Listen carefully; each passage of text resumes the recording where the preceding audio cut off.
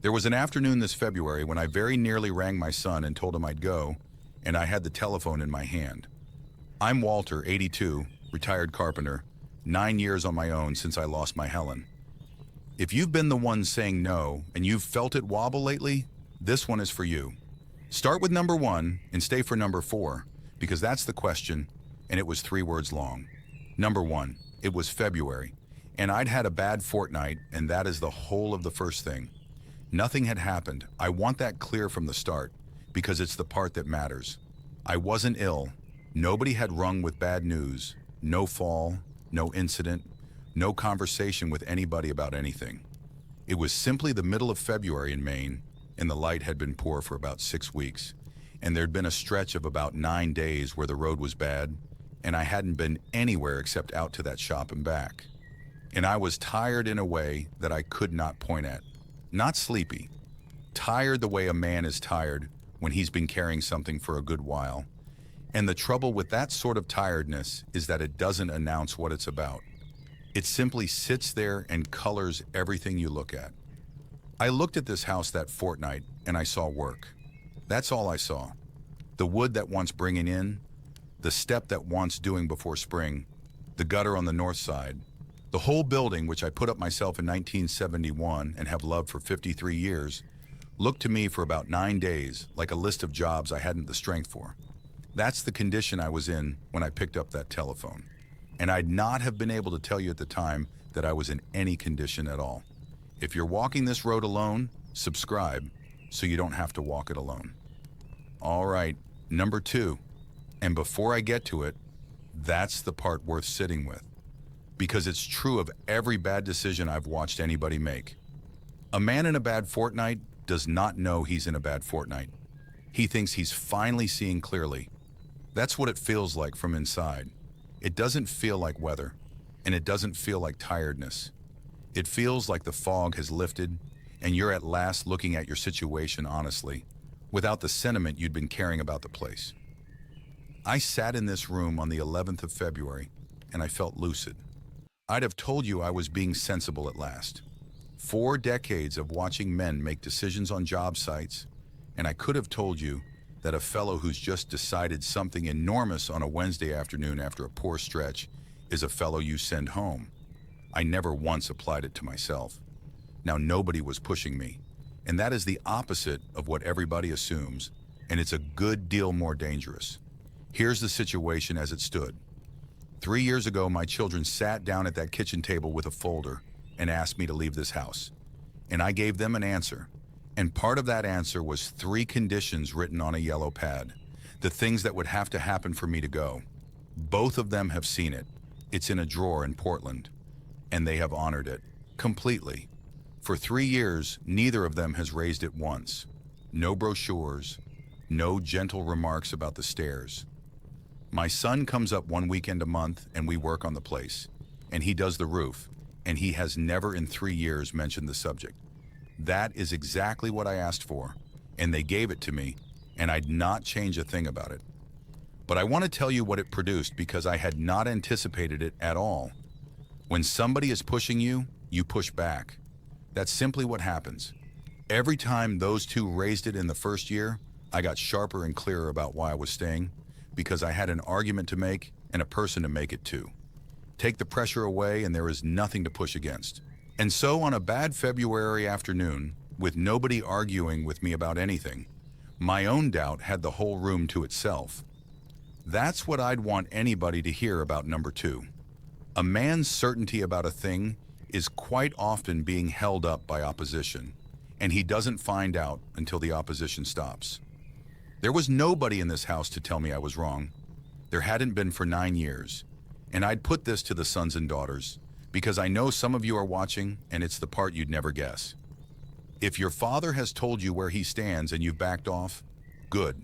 That's the right thing, and it's what I asked for, and it's what I'd ask for again. But he is now on his own with it. Every doubt he has about the arrangement is running unopposed in an empty house, and there is nobody in that building to say the sensible thing. And men of our generation do not ring anybody to say, I've been having second thoughts about my house. So I'd say don't push and don't disappear from the subject either. There's a middle position, and I only worked out what it was afterward. It's asking about the thing rather than about the decision. My son does this now since I told him about February. He'll ask what the wood situation looks like this year. He'll ask whether the north gutter's still holding. Ordinary questions about an ordinary building from a man who's coming up in a fortnight anyway. And what that does, without one word about assisted living, is put a second person in the room. Because when he asks about the wood, I have to actually look at the wood and give an account of it. And an account given out loud to somebody else is a different thing entirely from a thought going round a man's head at 4 in the afternoon in February. Half of what was wrong with me that fortnight was that everything I thought about this house, I thought alone. Now there's a second half to number 2, and it's about my own doing, so I'll own it. I hadn't told anybody I was tired. Not one person. Not my son on the Sunday, not my daughter on the Thursday. And Susan is a nurse and asked me directly, and I'd made a promise 3 years ago to give her the honest answer. I gave her good. 2 Thursdays running, in the middle of the worst fortnight I'd had in years, I told my daughter I was good, and she'd have driven up from Boston. That's the thing. She'd have been here on the Saturday if I'd said one true sentence on the Thursday. That's a man solving nothing and then wondering why the situation looks unsolvable. Before the next one, tell me in the comments whether you've ever nearly made a big decision during a bad week. Just yes or no, if that's all you want to put. And what stopped you if something did. I read every single comment, and I answer as many as these old hands allow. And I've worked out since why I gave her good twice running, in the middle of the worst stretch I've had in years. It wasn't to spare her, though that's what I'd have said. It's that saying I'm tired out loud makes it real. And while it's only in your own head, there's still a chance it's nothing. A man who tells his daughter he's struggling has entered his struggle into the record. There's now a fact in the world with 2 people in possession of it, and it cannot be quietly walked back on the Saturday when the light improves. So he says good. And the tiredness stays private, and private things grow, and by the following Wednesday it isn't tiredness anymore. It's a conclusion about the rest of his life. That's the whole chain, and every link in it looked reasonable at the time. Now here's what I'd have needed, and I'll say it as plainly as I can. I needed somebody to say, "You've had a rough fortnight, don't be daft." That's it. 8 words from anybody at all, and there was not one person in a position to say it, because not one person knew, which was entirely my doing. My daughter rang. She asked. She's a nurse, and she asked properly, and she's had a promise from me for 3 years that she'd get the honest answer. I had 2 clean opportunities in that fortnight, and I used neither. So if I've got a lesson out of number 2, it's this. The system I'd built to keep me safe, the written conditions, the 2 children who'd honored them, the neighbor with a key, every bit of that was in place and working perfectly. And it was all designed to catch something happening to me. There was nothing anywhere in the arrangement designed to catch a bad fortnight. I fixed that since, and the fix is not complicated. On a Thursday, Susan gets the true answer, even when the true answer is that it's been a poor week and I don't know why. 6 seconds. It has come up perhaps 4 times since June. Nothing has come of any of the 4, which is the whole point of them. Number 3. And this one I've not told anybody, including my children, until tonight. It was a Wednesday morning and I was fitting a drawer. There's a chest of drawers on the bench out in that shop. Cherry. It's for my daughter and she doesn't know about it, and I've been at it on and off since the autumn.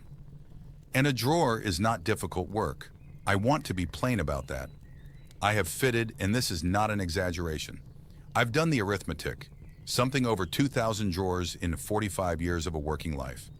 That Wednesday, I got it wrong 3 times.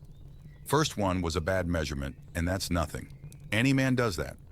Second one, I cut on the wrong side of the line, which is a young man's error, and I've not made it in decades.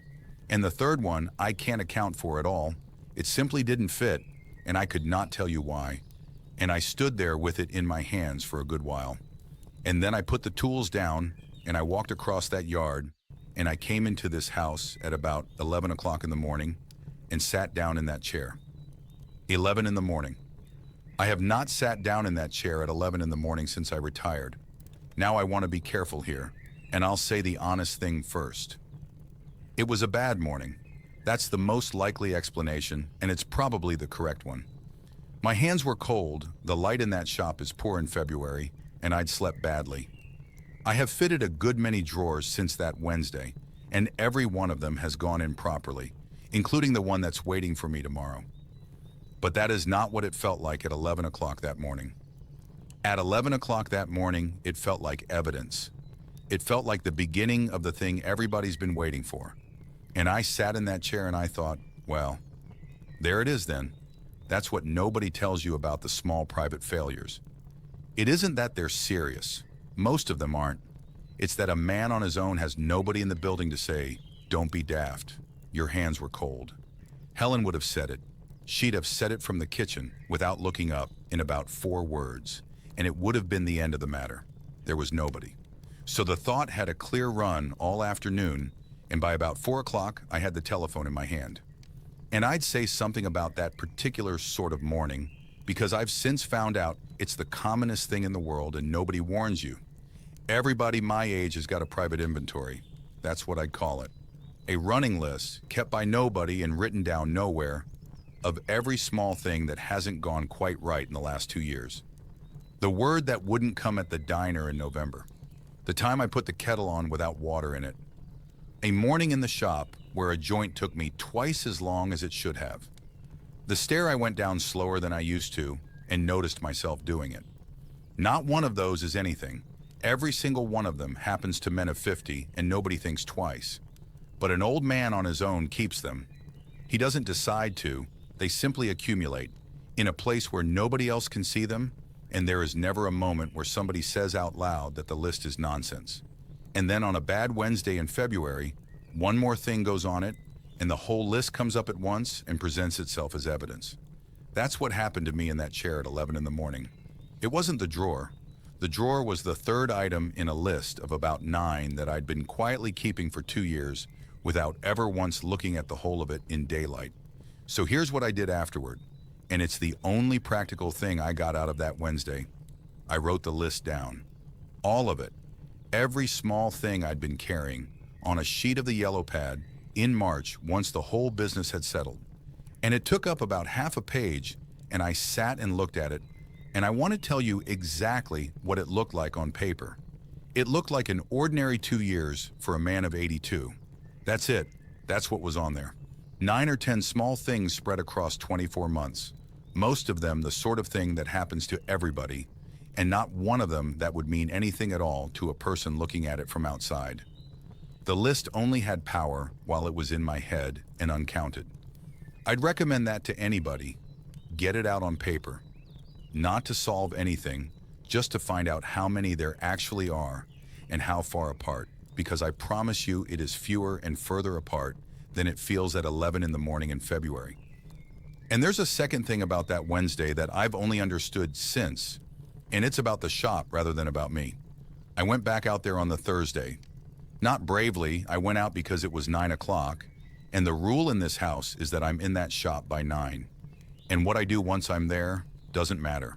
I've had that rule for years, and it's the only reason I've got a shop at all. Because a rule about being somewhere survives a bad Wednesday, and a rule about producing something does not. So I went out, and I sharpened things that didn't need sharpening for about an hour, and then I sat on the stool by that window and looked at the yard, and then I went in. Did nothing. Fitted no drawer. Made not one thing. And on the Friday, I fitted it in 20 minutes. That's the whole of the story of that drawer, and it is a great deal less dramatic than it felt on the Wednesday. Man has a bad morning, goes back the next day, and does nothing, and gets it right on the 3rd. But I'd not have got the Friday without the Thursday. If the rule had been, I must work, I'd have failed the Thursday, and I'd have taken that as the second data point, and 2 in a row would have been considerably harder to argue with than 1. So the presence rule saved me something that week, and it was not designed to. It was designed to get an old man out of a chair in February. That's about the 4th time in 9 years that something I'd built for one reason has turned out to be holding up something else entirely, and I've stopped being surprised by it. And I'd say the thing to the children as well, since I've been talking to my own side of it. If your father says no, there's a good chance he cannot tell you why. I could not. 3 years of that conversation, and I gave my children the stairs and the shop and the fire and the wood. And every bit of it was true, and none of it was the thing. The thing was a woman down the road who I'd never mentioned to either of them in that context, because it had not once occurred to me that she belonged in the accounting. So if you're getting reasons from him that don't quite add up to the ferocity of the position, that's not him being difficult. That's a man defending something he hasn't got words for yet. Ask him what runs through that house. Who comes? Who he goes to? What happens on a Sunday? You'll find things in there that he's never told you and that he doesn't know he's protecting, and some of them will be small enough to sound foolish out loud, and they will be the actual load-bearing walls of the whole arrangement. My son found out about the soup in June from me at a supper table 9 years after his mother died and 4 years after I started going down there. He said, "Pop, you've never mentioned that," and I hadn't. Because it's a jar of soup and a Sunday afternoon, and it did not seem like the sort of thing a man reports. Number 4 now, and this is the one I promised you. Stay with me. Number 4. Remember I said number 4 was the question, and that it was 3 words. Here it is. But I have to tell you who asked it, and why I was in her kitchen. There's a woman down this road named Dot. She's 91. She taught both my children in the 4th grade. She taught in this county for 34 years. Her husband died in 1998, and she has been in that house on her own ever since, which is 28 years, which is 19 more than I've managed. She does not get out anymore. Somebody does her shopping and somebody sees to the drive, and she is in that house very nearly all the time. And I bring her a jar of soup on a Sunday afternoon, and have done for about 4 years.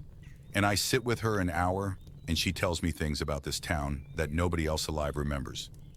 Now, that Wednesday was the 9th of February. The Sunday was the 13th. And I had not rung my son, and I'd not decided anything, and I had spent 4 days walking around this house with the whole business sitting on me. So I went down there with the soup, in the state I was in. And I did not go there to ask her anything. I want to be honest about that. I had no intention whatever of raising it. I went because it was Sunday, and Sunday is when I go. But I sat down in that kitchen and she looked at me for a moment and she said, "What's the matter with you?" Which is a thing a school teacher of 91 can say to a man of 82 and get away with entirely. So I told her. The whole of it, the fortnight, the drawer, the fact that I'd nearly rung David, the place over toward Orono with the 4 trees outside the window that I'd been to see in the spring with my children. She let me get all the way through it, never said a word. And when I'd finished, she said, "How long have you been thinking about it?" And I said about a fortnight, maybe a bit more. And she said, "And what month is it?" That's it. That's the question. 5 words in the asking and 3 that matter. And she said it the way a teacher says a thing she already knows the answer to. And I sat in that woman's kitchen and could not think of one thing to say, because I have got a rule about February. I've talked about it before. Every year I sit down at that table with a pencil and I go through what this life actually contains, what I can still do, what's got harder, whether the arrangement is holding, and I do it in February on purpose, because February is the worst month here. And if it's going to look thin, it'll look thin in February. That's a good rule, and I stand by it, and I'll go on doing it. What I had never once worked out in 9 years is that assessing and deciding are 2 entirely different acts. February is the right month to look. It is the worst possible month to sign anything. And I had been about 4 hours from ringing my son on the 11th of February about a life I intended to lead for whatever's left. Now, Dot did not say, "Don't go." I want that clear, because it would be easy to hear this as an old woman talking a man out of something. She said nothing of the kind. What she said, after I'd sat there a while, was, "Tell me again in June, that's all. Tell me again in June." And that's not the same as no. That's a woman of 91 who has been alone in her own house for 28 years, telling a man to take his hand off the telephone until the light comes back. She'd have been perfectly content if I'd come back in June and said I was going. I know that because I asked her afterward, and she said of course some of them ought to go. And I know too who left it too late. The question was never about the answer. It was about the month. Now, I want to say more about that woman, because she's the reason there's a video here at all, and she deserves better than being the source of a good line. Dot has been alone in that house for 28 years. I've had 9. 9 years, and I very nearly folded in a bad February, and this is a woman who has done 3 times that in a house she cannot get across easily without a shop or a trade or 4 acres to look after. And I asked her about it once, a couple of years ago, and she said something I did not understand at the time and understand now. She said the first 4 were the hard part and the rest has been ordinary. 4 years, that's what it took her. And she's the sharpest person I know, and she'd have told you the same thing about my 9. So when she asked me what month it was, that was not a clever remark. That was a woman with 28 years of Februaries behind her, recognizing a condition she has been through roughly 28 times. She knew exactly what she was looking at because she'd been it. And that's the thing I'd most want anybody to take from number 4. And it's got nothing to do with my particular question. Find somebody further down the road than you are. That's the whole of it. Not a friend your own age. Somebody who is where you'll be in 10 years and has already done the part you're doing badly. Because here's what everybody else in my life could have given me that February. My son would have been worried. My daughter would have driven up. Elaine would have been kind. Every one of them would have engaged with the content of what I was saying and taken it seriously and treated it as a real question about a real house. Dot did not engage with the content at all. She heard about 4 sentences of it and knew immediately that the content was not the point. You can only do that if you've stood in it. Now I'd add the harder half of number 4, since I've been fairly pleased with myself about waiting. Sometimes June says yes. I want that said plainly because I'd not have this talk used the wrong way. There is a version of this where an old man hears a story about a clever question and uses it as one more reason to put a decision off for another year, and then another, and then it gets made for him in a hospital corridor by frightened people. That's the other failure, and it is at least as common as mine. The question is not a way of avoiding a decision, it's a way of making sure the decision gets made by the man rather than by the month. I know 2 people who came out the other way. One is a fellow I worked alongside for years who went into a place over in Brewer at 83 in June, having thought about it properly since the previous autumn. He is doing well. He's got people around him and something to do, and he told me last year it was the right call and he'd not go back. He decided in June. That's the whole point. He didn't decide in February either. So the rule is not stay. The rule is look in the worst month, decide in a good one, and let the decision be yours. If June says go, then go, and go with your eyes open and your things chosen, and a say in which building it is, which is a considerably better arrangement than the one waiting for a man who never decided anything at all. Now there's one more thing about that Sunday, and it took me until about May to see it. I did not go down there for advice. I want to be exact about that, because it's the part that made it work. I had no intention of raising the subject. I went because it was Sunday, and Sunday is when I go. And I sat down in that kitchen with a jar of soup, and she looked at me and asked, what was the matter? If I'd rung her up and said, Dot, I want to talk to you about something, the whole thing would have gone differently. She'd have prepared. I'd have prepared. We'd have had a serious conversation about assisted living with both of us being careful, and she would very likely have said something wise and useless. Instead, she got a man who had not meant to say anything, saying it badly, in the middle of an ordinary afternoon. And you cannot get that on purpose. That's the difficulty with all of this. The conversations that save a man are almost never the ones he arranges. They're the ones that happen because he was already going to be somewhere, and something came out.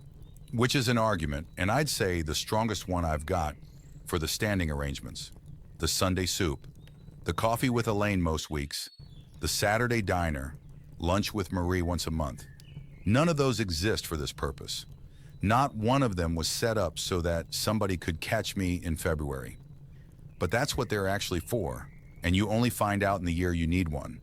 And by then you cannot build one from scratch. 4 years of Sundays bought me that afternoon. I'd not have had it in year 1.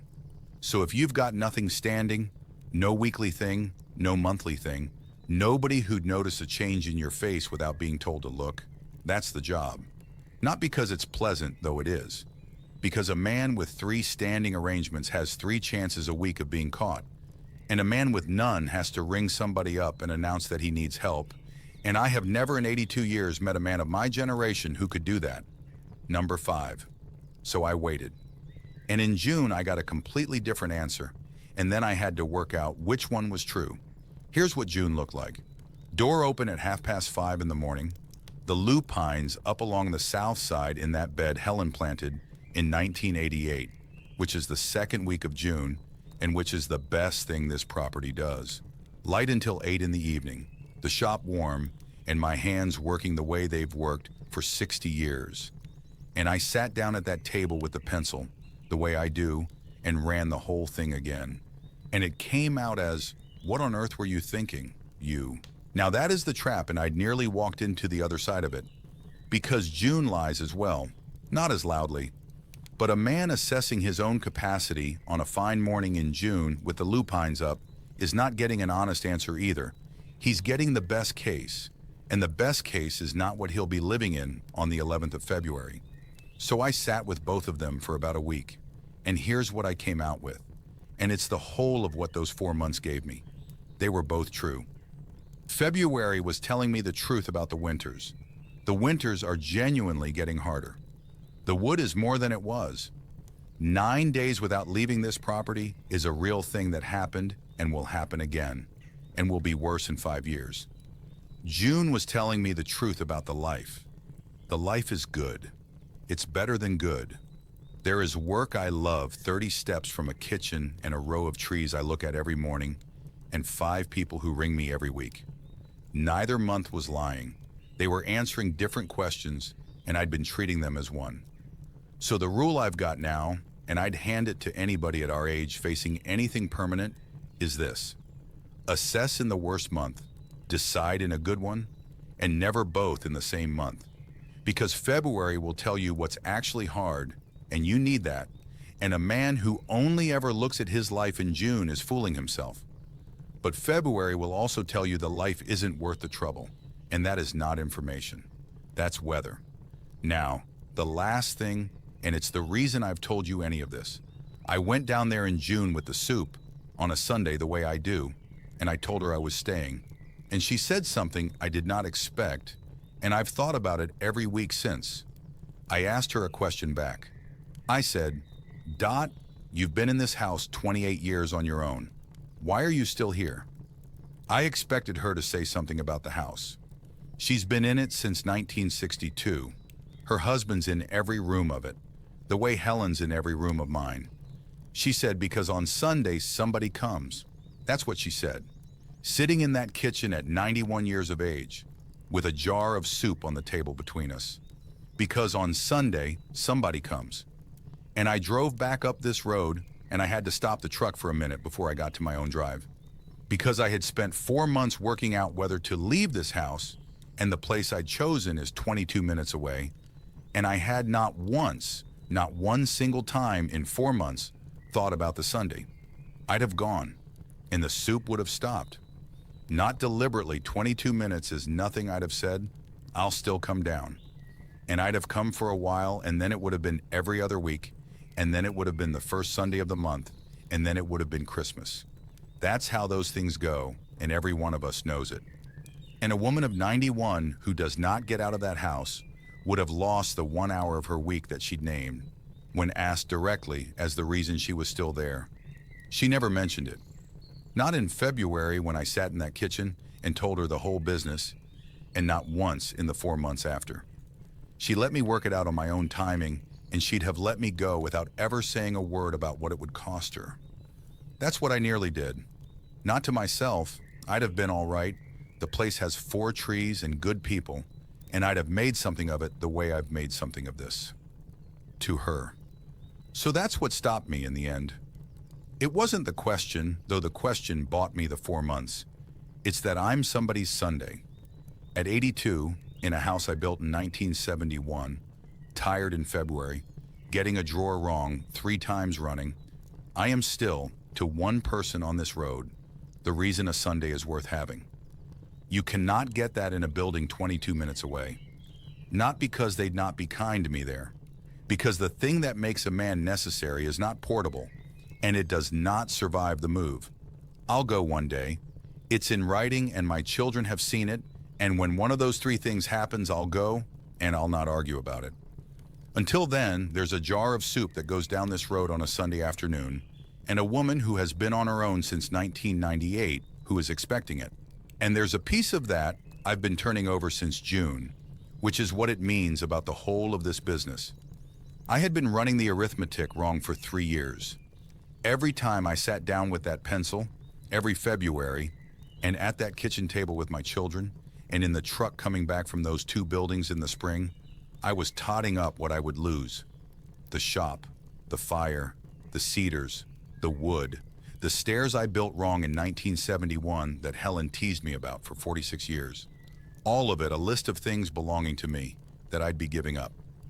Not once in 3 years did I put anything on the other side of the page about what somebody else would lose.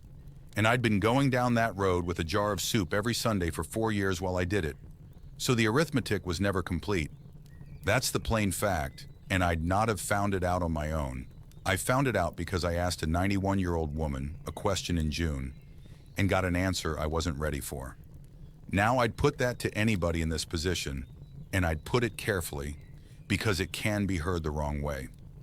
I'm not saying stay for somebody else's sake. That's a poor reason, and it doesn't hold. A man who stays in a house he can't manage because a neighbor would miss him is going to end up in a corridor anyway, and he'll take the neighbor's Sunday with him when he goes. What I'm saying is that the accounting has 2 columns, and most of us only ever fill in one. Go and find out what's in the other one. Not to make you stay, to make the decision an honest one. Ask the question straight out, the way I did in June. Who'd notice? What runs through this house that wouldn't run from 22 minutes away? You may find there's nothing, and that's an answer too, and it's a useful one. A man with nothing in the second column has just learned something important about his week and can go and do something about it either way. Or you may find a jar of soup. There's one more thing, and it's the last of it. I went back down there in August, and I told Dot what she'd said and what it had done, because she didn't know. She had no idea she'd stopped anything. To her, it was a Sunday afternoon in February, and a fellow in a state, and she'd said the plainest thing available. And she listened to the whole of it, and she said, well, that's what old women are for. And then she asked me whether the drawer had gone in.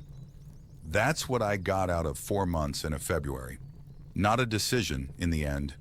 I'd have arrived somewhere eventually. I got a woman of 91 asking after a chest of drawers she'll never see, in a house she's not left since 1998, because I'd mentioned it to her once in the autumn. You cannot arrange that. It took 4 years of Sundays. And I'd have driven away from it in February to go and live 22 minutes up the road. And I'd have been perfectly comfortable there. And I'd have had no idea what I'd put down. That'll do. That'll do for a good while yet. If you've got a decision like this in front of you, and you've not seen inside one of these places, I went round 2 of them in one afternoon with my children, and I made another talk about the 6 things I noticed, none of which are on any form. It's right there on the screen. The kettle's still warm. I'll see you there.